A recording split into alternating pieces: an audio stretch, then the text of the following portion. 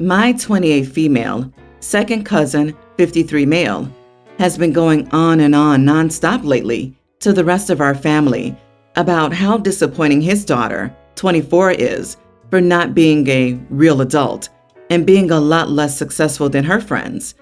My cousin has a group of friends his age, whose children his daughter grew up with, and their kids have all been close with his daughter forever. My cousin strongly believes children shouldn't receive any help from their parents in life once they turn 18, and parents have no responsibilities once their kids are legal. So he cut his daughter off on her 18th birthday and refused to pay for her college or anything, even though he had plenty of money. She's going to a state school and still lives with multiple roommates in a crappy apartment after graduating, and she has an average job. She has no savings or investments since she's paying off tens of thousands in student debt. Meanwhile, all her other friends who she grew up with, my cousin's friends' kids, had good parents who paid for their college and helped them financially, and they're all vastly more successful than his daughter. They went to high-ranking colleges since their parents were supportive financially, graduated debt-free, and they all have well-paying jobs now. They're all living in nice lofts without roommates and are starting to do the adult things, like putting down mortgages on homes. Most of them have a lot of savings and investments already, since they have no student debt. My cousin is furious with his daughter, since she's in crippling debt and still has roommates, and he always hears from his friends about all the great things their kids are doing. He calls her his greatest disappointment and a failure, and they aren't talking because they hate each other. He constantly whines about what a useless child he has. I told him to just shut the heck up already. If he wanted his daughter to be successful, he would have been a good parent and financially supported her. But instead, he wanted her to fail, so he can't play the victim now that she's doing much worse in life than all of his friends' kids. Not the idiot. Your cousin had the means to give his daughter a massive advantage in life. He chose not to. Now he's comparing her to kids who received that advantage and is disappointed? Like, dude, you're comparing apples to oranges here. I mean, in addition to that, what on earth does he expect? She's 24 and presumably graduated from college about 2 years ago. Most people in their 20s live in crappy apartments with multiple roommates. I can guarantee you the kids who are the same age living in nice lofts and putting mortgages on homes are still getting support from their parents. You're entirely correct. It drives me crazy how people think the whole pull yourself up by your bootstraps thing is possible. The super successful people usually got a leg up in life early from their family. It's cruel of your cousin to purposefully make life harder on his daughter than he has to. I wish my family could have afforded to help me. This is about more than the college money. The things this dad says about his daughter and to his daughter are disgusting and are probably a small window into what her entire upbringing has been like. Amazingly, she's been successful despite not having that caring and loving dad that every child deserves. Jesus, everyone's the idiot here, including you, OP, because you're still reinforcing his idea that this girl is a failure. Her friends have not succeeded. They have had more given to them. Your cousin is doing well. She went to university and lives away from home. She has no savings or investments. Neither do most 24-year-olds. This is all normal. That you all consider her unsuccessful is pretty gross. Is she happy? Is she healthy? You say she has an average job. I don't know what that means, but she has a job, which is impressive given how many people don't get jobs after graduation. It sounds like she's doing great. The rest of y'all need to stop comparing her to her friends and mind your own business. So my male 27 uncle got married a couple of weeks ago. He's the youngest of 4, and he's 4 years older than me. And for that, we're super close. However, my wife has not been on good terms with my uncle's wife, but overall, they're cordial to each other. 3 weeks prior to the wedding, she purchased a white dress which was similar to a wedding dress, silhouette style. I asked if she would wear that at the wedding. She said no, she already had a yellow maxi dress. I was relieved. Otherwise, we would have had a problem. While we were getting ready to go, she walked out of the bedroom wearing the white dress I saw weeks ago. I told her to wait and asked why she was wearing the white dress and not the yellow one. She said she gave it to her sister, since it's her style, and couldn't say no, because her sister begged her to borrow it for her trip. She explained that the white dress looked better and felt more comfortable, so no problem. I said, of course we have a problem. Wearing white to a wedding when she's not the bride is a huge no. I told her I didn't want for us to cause drama and attention, but she got mad and said she's an adult and is responsible for her dress choice. I firmly told her as the argument got heated that I strongly believe her reasons to wear the white dress were because of her issues with my uncle's then soon-to-be wife. So I suggested she stay at home and not attend if she can't get along with her. But she said it wasn't about that. Eventually, I asked her to change the dress and wear something else, something more appropriate, but she turned this into a huge argument about me treating her selfishly and choosing my uncle and his wife's feelings over hers, because I told her I didn't want this to affect my relationship with my uncle. She got all stubborn and refused, saying she either kept the dress or not go. She chose to stay. I went to the wedding without her and I wasn't happy.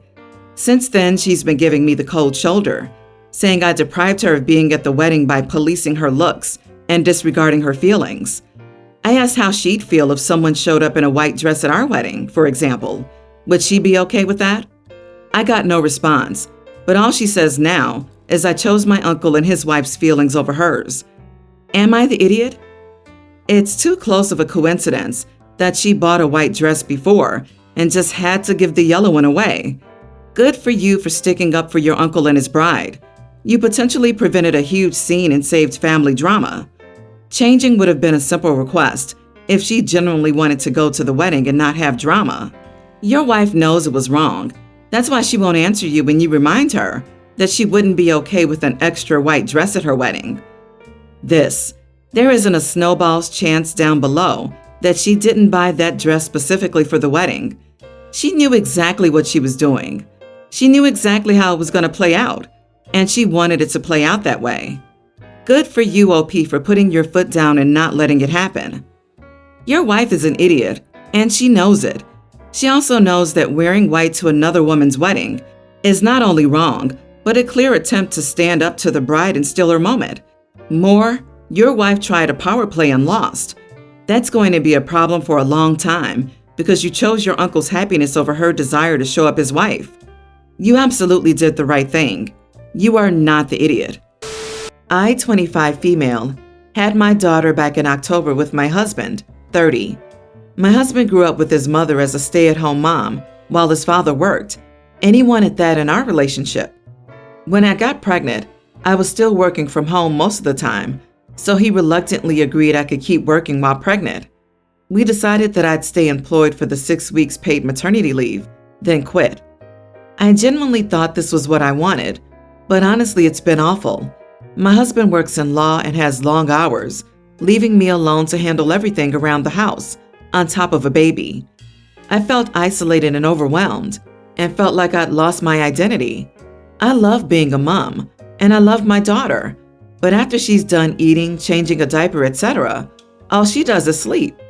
I know that's all she's supposed to do at that age, but spending hours alone was hard. When I handed in my 2-week notice, my boss didn't want me to leave and offered me a fantastic job. I'd work part-time only 2 days/3 days rotating each week. On top of this, I'd only have to go in a couple of times a month if needed and would still get partial benefits and decent pay. I was over the moon. I felt like getting back to work would make me feel more of myself. However, my husband was not at all pleased. He argued that I had agreed to stay at home before we got married, and when I was pregnant. I was abandoning our daughter, and why aren't we enough for you? And that I'd dump childcare on his mom, or my income would only cover childcare, and therefore wasn't worth it. I tried to tell him how I was feeling, but he was too upset. He told me that he would have never married me if he knew I didn't want to raise our child, and left for his friend's place. He came back 2 days later and only talks to me when it's baby related. It's been like this for nearly 2 weeks, and I know that I agreed to this years ago. But am I the idiot for changing my mind? My mother-in-law and sister-in-law told me raising a family was the most important job I had, and that it would ruin our family if I didn't. Not the idiot. Wait, so he lectures you about abandoning your kid and hammers the point by abandoning both of you to go to his friend's house? You may as well leave this guy. You're already doing the single parent thing. This way, you can do it without an idiot berating you. And guess how fast he'll change his tune when you're a stay-at-home mom means him paying lots of alimony and child support. Yeah, this is wild. So her working from home a few days a week is abandoning her child and not parenting them? Yet him walking out in a huff for days and emotionally neglecting OP, silent treatment outside baby stuff, is perfectly fine? Unbelievable. Also, you are allowed to change your mind. Just because you thought you'd enjoy being a stay-at-home mom doesn't mean you should exist in misery when you find it's not fulfilling you. Why would one partner want the other to continue in something that makes them miserable? That's such a childish argument. You don't owe your mental health for the rest of eternity because of something your husband and you agreed to. Not the idiot. Your husband has been brought up in a misogynistic family and needs to wake up and smell the coffee. It's not at all uncommon for principal caregivers to feel isolated, and especially if he's dumped all the house chores on you and is hardly ever home. Not all of us are wired for full-time caring, even if some men and women find great fulfillment as staying-at-home parents. Stick to your guns. If you already know at 6 weeks that you can't bear to be stuck at home, then this is too important to let drop. And if your husband won't listen, then perhaps you're best out of this 1950s trap. Mother-in-law was not at our wedding because she got called in to work. I was a bit surprised because she knew the date 9 months ahead of time, and surely she could have put in for time off and not be on call that day. She is a cardiac surgeon, and I don't know exactly how her job works, but no one is on call 365 days a year. When her mom questioned her day of, mother-in-law's excuse was that she's always on call, but that doesn't make any sense. She goes on like 2 vacations a year. She does stuff a couple of hours away on her days off, so how is she always on call? I didn't say anything at the time because it was such a weird situation. We had a family dinner recently, and someone mentioned not seeing mother-in-law at the wedding. Mother-in-law said she got called into work, and the person was like, "On your son's wedding? That's awful." Mother-in-law only shrugged and said she knew what her job was when she signed up for it. About 20 minutes later, mother-in-law's husband said that they were going camping over the weekend. Someone asked where, and the place is like a 2-hour drive. So I asked how they were going camping 2 hours away if she's on call every single day of her life. Mother-in-law told me to shut up.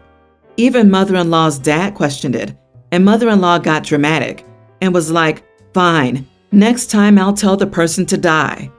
Her husband told me I was rude and shouldn't ask questions that I might not want answers to, and then she stormed into the other room. Mother-in-law texted me the next day about why I like embarrassing her in front of people and why I want her parents to hate her. I always got the vibes that she wanted her parents to be prouder of her for being successful. Her siblings are a mess, but they want her to be a better mom than some old-school gender ideals. Am I the idiot here? Not the idiot.